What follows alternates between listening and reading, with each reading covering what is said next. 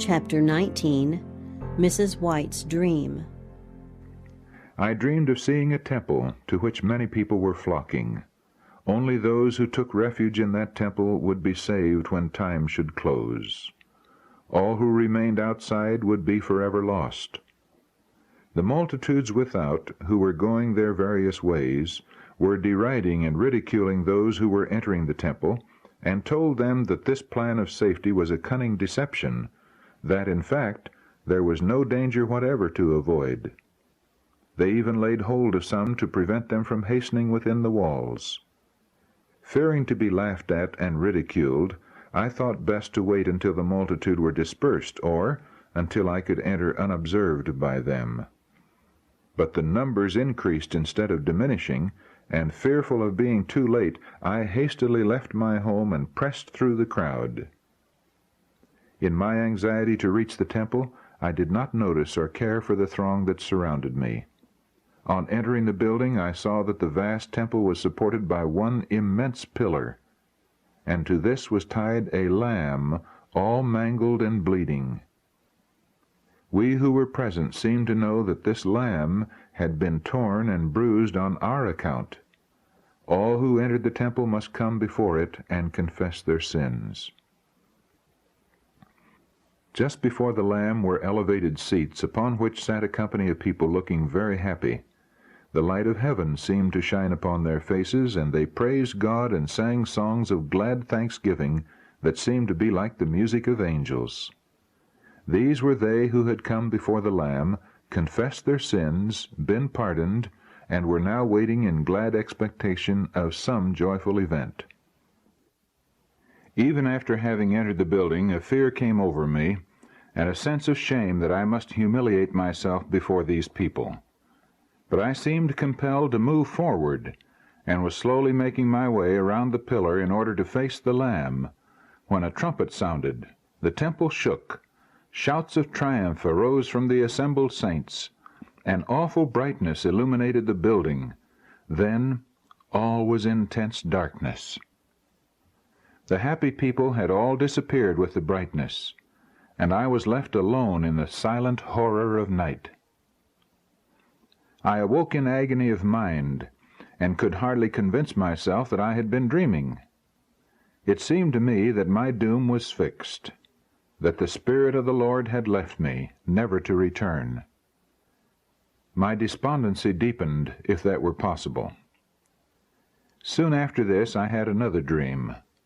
I seemed to be sitting in abject despair, with my face in my hands, reflecting like this: if Jesus were upon earth, I would go to him, throw myself at his feet, and tell him all my sufferings. He would not turn away from me. He would have mercy upon me, and I should love and serve him always. Just then the door opened, and a person of beautiful form and countenance entered. He looked upon me pityingly and said, "Do you wish to see Jesus? He is here, and you can see him if you desire to do so. Take everything you possess and follow me." I heard this with unspeakable joy, and gladly gathered up all my little possessions, every treasured trinket, and followed my guide. He led me to a steep and apparently frail stairway. As I commenced to ascend the steps, he cautioned me to keep my eyes fixed upward, lest I should grow dizzy and fall. Many others who were climbing up the steep ascent fell before gaining the top. Finally we reached the last step, and stood before the door. Here my guide directed me to leave all the things that I had brought with me. I cheerfully laid them down. He then opened the door and bade me enter. In a moment I stood before Jesus. There was no mistaking that beautiful countenance. Such a radiant expression of benevolence and majesty could belong to no other. As his gaze rested upon me, I knew at once that he was acquainted with every circumstance of my life, and all my inner thoughts and feelings. I tried to shield myself from his gaze, feeling unable to endure his searching eyes, but he drew near with a smile, and laying his hand upon my head, said, "Fear not." The sound of his sweet voice thrilled my heart with a happiness it had never before experienced. I was too joyful to utter a word, but overcome with ineffable happiness, sank prostrate at his feet. While I was lying helpless there, scenes of beauty and glory passed before me, and I seemed to have reached the safety and peace of heaven. At length my strength returned, and I arose.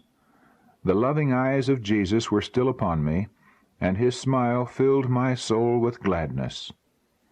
His presence filled me with holy reverence and an inexpressible love. My guide now opened the door, and we both passed out. He bade me take up again all the things I had left without. This done, he handed me a green cord coiled up closely. This he directed me to place next my heart, and when I wished to see Jesus, take from my bosom and stretch it to the utmost. He cautioned me not to let it remain coiled for any length of time, lest it should become knotted and difficult to straighten. I placed the cord near my heart and joyfully descended the narrow stairs, praising the Lord and joyfully telling all whom I met where they could find Jesus. This dream gave me hope. The green cord represented faith to my mind, and the beauty and simplicity of trusting in God began to dawn upon my benighted soul.